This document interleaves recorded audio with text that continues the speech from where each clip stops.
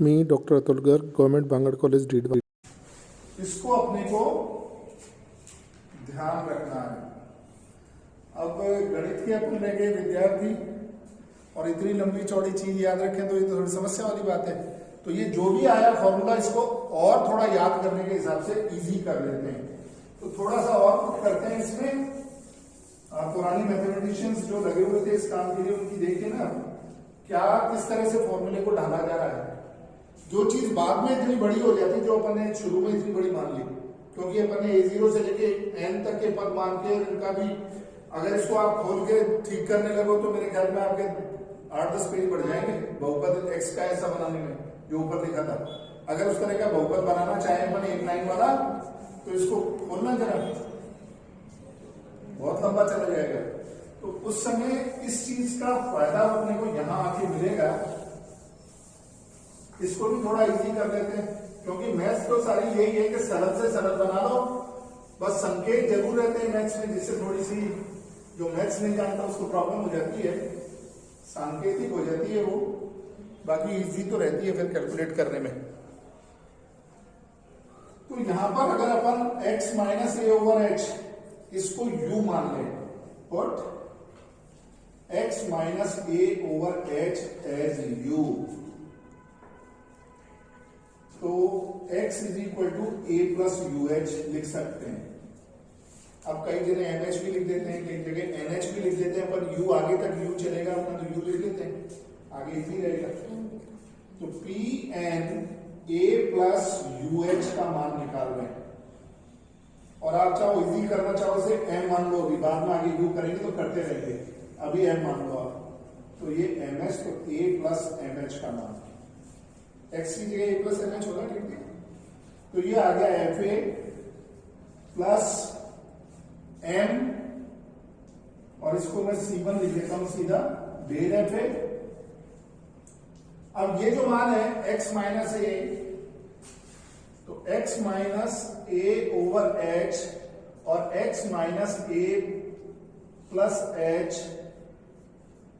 Over 2h, इसकी value निकाल लेते हैं क्या होती है, इसकी इस पूरे की वैल्यू कैलकुलेट कर लेते हैं क्या होगी।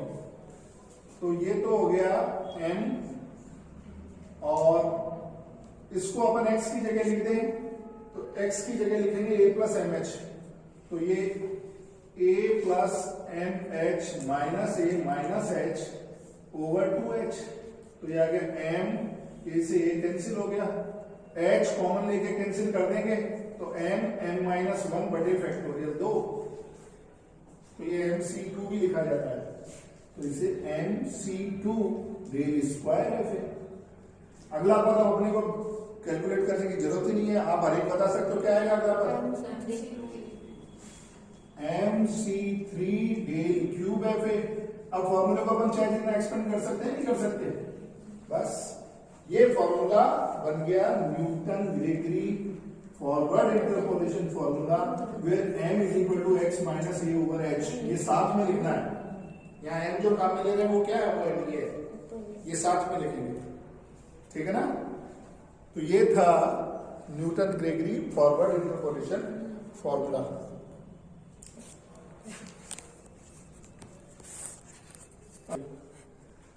तो इस तरह से सारी अग्रांतर अपन अग्रांतर सारणी से, सारे अग्रांतर सारणी से निकाल लेंगे, m का मान इससे कैलकुलेट कर लेंगे, साइंटिफिक कैलकुलेटर से कैलकुलेट हो गया।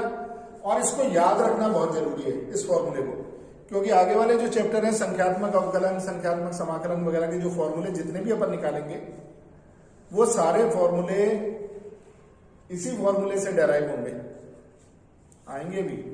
केंद्रीय अंतर्वेशन के भी फॉर्मूले जो निकालेंगे उसमें ये यूज करते हैं। तो ये 8 फॉर्मूले में अभी आपको फिर रिपीट कर रहा हूं कि 8 फॉर्मूले आपको अच्छे से याद करने हैं और उसमें कोई एक्सक्यूज नहीं है। क्लास में मैं आपसे बार बार ये फॉर्मूले इसीलिए लिखवाऊंगा कि आपकी कहीं कोई गलती नहीं रह जाए एग्जाम के समय, क्योंकि क्वेश्चन वहां बेकार हो जाएगा। अगर फॉर्मूला गलत है तो सारा क्वेश्चन 0 मार्क्स का हो गया। और फॉर्मूला डेराइव करना आना ही चाहिए, प्रूफ इसका पता होना चाहिए, जो मैंने भी करा है। 2 चीजें हमेशा याद रखना है इसकी। और अब बाकी चैप्टर में अगर आपको फॉर्मूला डेराइव करना आता है, फॉर्मूला याद है, तो फिर प्रॉब्लम अब बची क्या है, क्वेश्चन तो बदल बदल के 50 आप बना लो खुद ही, किताब में तो 50 क्वेश्चन है तो 50 आप भी बनाओ और सॉल्व करते रहो, नए नए विचारों से आपस में एक दूसरे क्वेश्चन बताते रहोगे, कल ये करके लाना, वो करके लाना, बनाओ क्वेश्चन और सॉल्व करो, ठीक है ना। तो अब सेकंड फॉर्मूला जो होगा वो होगा Newton Gregory backward difference formula. एक तो अग्र सूत्र अपन ने पढ़ा है, एक पढ़ेंगे पश्च सूत्र, उसमें इसमें क्या फर्क है, क्यों पढ़ने पड़ रहे हैं दोनों, जैसे कि मैंने बताया था जो आंकड़े आपको लिए थे x और fx, या इसको y लिखते हैं fx लिखते हैं, एक ही बात है, y बराबर ही तो fx होता है। तो 1 2 3 4 पर फलन थे, 12 17 19 20 यही लिखाए थे शायद, ठीक है ना। तो अग्र सूत्र की विशेषता ये है, देखो इसमें आप खुद नोट करो,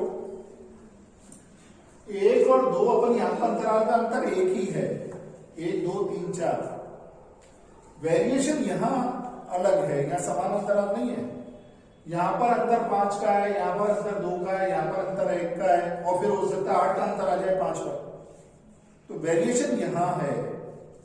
तो जब वेरिएशन यहां है तो जब आगे वाले मानों के नजदीक कोई मान ज्ञात करना है तो अग्र सूत्र काम में लेंगे, जैसे 2.5 पे निकलवा लिया, 1.7 पे निकलवा लिया, 0.7 पे निकलवा लिया, ऊपर वाले मानों के नजदीक कोई मान ज्ञात करना है तो ये ज्यादा अग्र सूत्र ज्यादा सटीक उत्तर देगा, सही उत्तर देगा।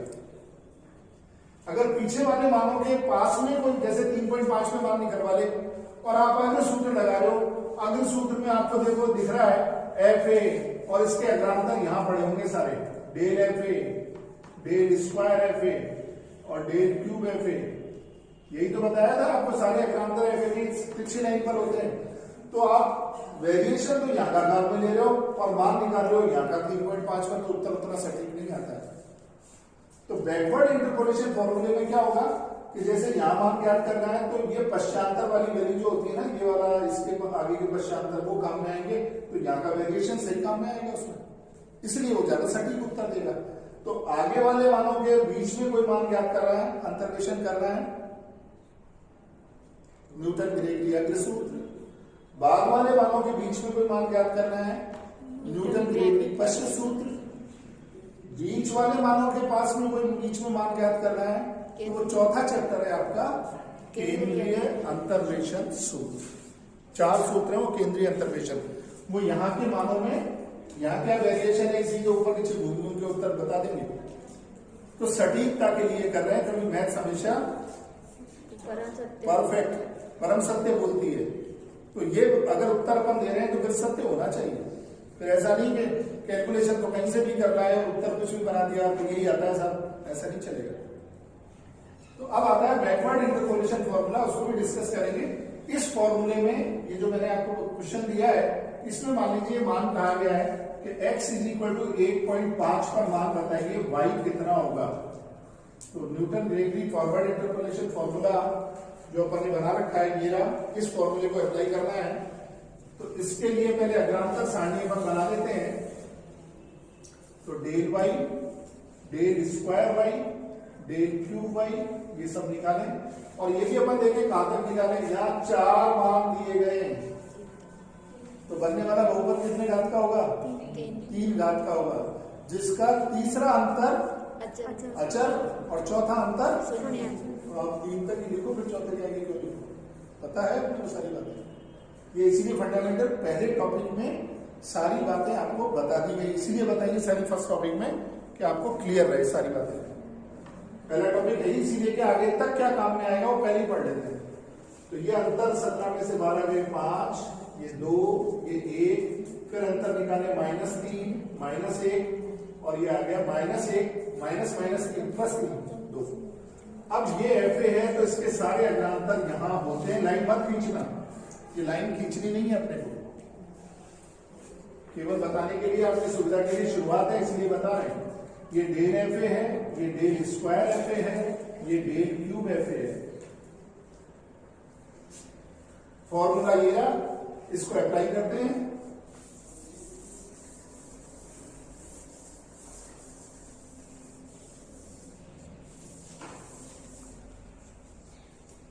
तो पी एन फॉर्मूला तो लिखा हुआ है, चलो पहले बाकी की कैलकुलेशन कर लेते हैं।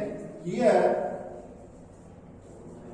तो सॉल्यूशन में सबसे पहले फॉरवर्ड डिफरेंस टेबल लिख के पहले टेबल बनाएंगे अपन, और टेबल बना के फिर here a is 1, h is 1, so m and x is 1.5, 1.5 पर वैल्यू निकालनी है, क्योंकि अपन pnx चाहते हैं निकालना। तो pnx जब चाहते हैं तो x का मान कितना 1.5 पे पूछा है ना उसने, तो x बराबर 1.5 ही है, रख दो m का मान निकालने के लिए। तो m बराबर अपन जानते हैं x minus a over h, तो x 1.5 माइनस 1 बटे 1 इज इक्वल टू 0.5, तो ये तो मान आ गया m का। अब इस फॉर्मूला में फ्रॉम फर्स्ट, ये फॉर्मूला लिखा पड़ा है, मैंने इसको नंबर फर्स्ट डाल दिया है, Pn 1.5, चलो 1.5 पर देखो, इसमें लिख के देख लो क्या आता है, 1.5 ही बनेगा।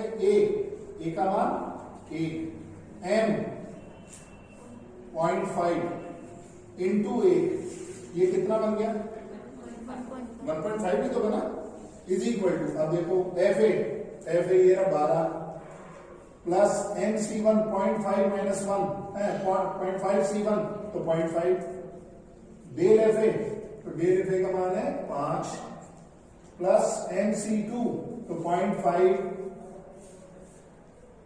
माइनस 1 एम माइनस 1 बटे फैक्टोरियल 2, एम सी 2 क्या होता है एम माइनस 1 बटे factorial 2, del square f a ये माइनस 3 है, plus m c 3 0.5 minus 1 0.5 minus 2 over factorial 3, 6 आ गया, डेल क्यूब एफ ए तो ये 2 है, 2 बस स्टॉप, फॉर्मूला स्टॉप हो गया। इसको तो ये तो आधा लिखो, 1/2 लिख सकते हो 0.5 को भी, तो ये हो गया 2.5 बन गया, और ये माइनस माइनस प्लस हो जाएगा, है ना, तो 0.5 तो प्लस ही लगा देता हूं, ये भी 0.5 है, ये भी 0.5 है, और ये 3 है, और ये बटे 2 है, और इसमें ये माइनस माइनस फिर प्लस हो गया, तो ये 0.5 बनेगा, ये भी 0.5 बनेगा, माइनस कितने था तो इससे प्लस कर दिया, और ये 1.5 बनेगा, और ये बटे 3 ही बचा। साइंटिफिक कैलकुलेटर आपको दे रखा है, अलाउ है एग्जाम में, कैलकुलेट करके इसका आंसर निकाल लो। अब आंसर निकालने के बाद में ये जरूर चेक करना है कि 1.5 यहां पर है, तो वैल्यू 12 और 17 के करीब करीब मिड में आनी चाहिए अप्रोक्सीमेटली, बाकी तो कैलकुलेशन। अब मान लीजिए आपने उत्तर कैलकुलेशन गलत करके निकाल दिया, इसका उत्तर 18.2, अब आपको खुद को पता लग गया कि कैलकुलेशन में मिस्टेक हुई है, क्योंकि 18.2 कैसे आ सकता है, 12 और 17 के बीच में आंसर आना चाहिए था, वो इसमें नहीं है, तो कहीं गलती करी है, तो दोबारा कैलकुलेशन करो। उसमें जो आगे स्टेप बढ़े हुए होते हैं उनमें दोबारा चेक मत करना, वो गलती ऐसे पकड़ में नहीं आती है, उसको छोड़ के दोबारा से कहीं रफ पेपर पे कैलकुलेट कर लो, तो आपको पता लगेगा कहाँ गड़बड़ करी है, क्योंकि उसमें क्या करते हैं मिसप्रिंट होती रहती है, बार बार कार्ड फास्ट मचाते रहते हैं, और वो आंसर फिर गड़बड़ हो जाता है, तो उसको दोबारा कहीं और करके फिर क्लियर कर देना, उसे आना उत्तर इसके बीच में ही चाहिए था, ठीक है ना, तो चेक कर लेना। तो ये था Newton Gregory forward interpolation formula and related questions. तो इसके जितने भी क्वेश्चंस हैं वो सारे क्वेश्चंस आप कर लें इसे कंप्लीट, और वो करने के बाद में अपने खुद के क्वेश्चन बना के भी इसको कर लें। तो फॉर्मूला जितनी बार क्वेश्चन आप कर रहे हो, ध्यान रखना इस बात का, उतनी बार फॉर्मूला हर प्रश्न में लिखना है, तो लास्ट में फॉर्मूला अपने आप याद रहेगा। वो होता क्या है, एक बार फॉर्मूला के दिमाग में फॉर्मूला चल रहा है, आंसर अपन यहाँ निकाल रहे हैं, तो फॉर्मूला अभी तो याद रहता है जब तक ये चैप्टर चल रहा है, अगला चैप्टर आते ही वो अगले चैप्टर के फॉर्मूले याद हो जाएंगे, ये भूल जाएंगे। तो 10 क्वेश्चन आप पर डे कर रहे हो, तो 10 क्वेश्चन में 10 बार ये फॉर्मूला लिखो, क्योंकि आगे बहुत जगह काम में आना है। और ये क्लास में पढ़ने का मतलब ही ये है कि अपन जैसे पहला चैप्टर पढ़ा तो आपको क्यों पढ़ाया गया, क्योंकि आगे तक ये सारा काम में आना है। गलती क्या होती है मैथ्स में, सबसे बड़ी प्रॉब्लम क्या है कि मैथ्स की जो प्रॉपर्टी है ना, मतलब बच्चे डरते क्यों है मैथ्स से, क्योंकि इसकी प्रॉपर्टी संचित है, कम्युलेटिव है, वो इकट्ठा करती है। एक बार जो आपको 10th में पढ़ा दिया ना, अब जैसे स्ट्रेट लाइन और प्लेन आपको 10th में पढ़ा दिया, 11th में पढ़ा दिया, और यहाँ के आपको स्फीयर पढ़ाया, गोला, शंकु, बेलन पढ़ाए थे। लेकिन गोला पढ़ाया तो उसमें सरल रेखा कितनी जगह काटेगी, समतल के लंबवत रेखा के दिक् अनुपात क्या होंगे, वो तो वहां पढ़ के आए हो, यहाँ थोड़ी पढ़ाते हैं। अब वहां अगर कमजोरी रह गई, आपने नहीं पढ़ा या छोड़ दिया या कोई कमी सी ऐसी कर दी पूरी, तो फिर यहाँ गोला कैसे पढ़ोगे? गोला वो सिर में गोला ही बन जाता है। प्रॉब्लम ये करता है कि वो चीजें पता ही नहीं, और यहाँ पर ये मान के चलते हैं कि वो तो सब जानता है, तो वो इमेजिनेशन से सारा चल रहा है कि अच्छा ये समतल ने काटा है इसे, तो इस पे वृत्त बनेगा, वृत्त के केंद्र कैसे निकाले जाएंगे, समतल के लंबवत रेखा के इक्वेशन कैसे लिखेंगे, इस पे बिंदु निर्देशांक कैसे मानेंगे, यहाँ तो कोई नहीं बताया जाता, तो वो सब गलत हो जाता है। तो इसकी संचित प्रकृति के कारण पहला चैप्टर इसीलिए ध्यान से मैंने कहा था ध्यान से पढ़ लेना, तो वो चैप्टर अगर आपने ढंग से पढ़ा है तो फिर आगे तक इसमें कहीं प्रॉब्लम नहीं आएगी। और ये जो मैं कह रहा हूं कि इसको 10 बार आप फॉर्मूला लिखो, तो 10 बार इस फॉर्मूले को लिखना है क्वेश्चंस के साथ, तो फिर प्रॉब्लम नहीं रहेगी। नहीं करोगे तो आएगी, फिर आएगी प्रॉब्लम। तो करिए इसे पूरे ढंग से और क्वेश्चंस कंप्लीट करिए। नेक्स्ट टर्न पे अपन लेंगे बैकवर्ड इंटरपोलेशन फॉर्मूला, उसका डेरिवेशन और उससे रिलेटेड क्वेश्चंस। इसके क्वेश्चंस कंप्लीट करिए।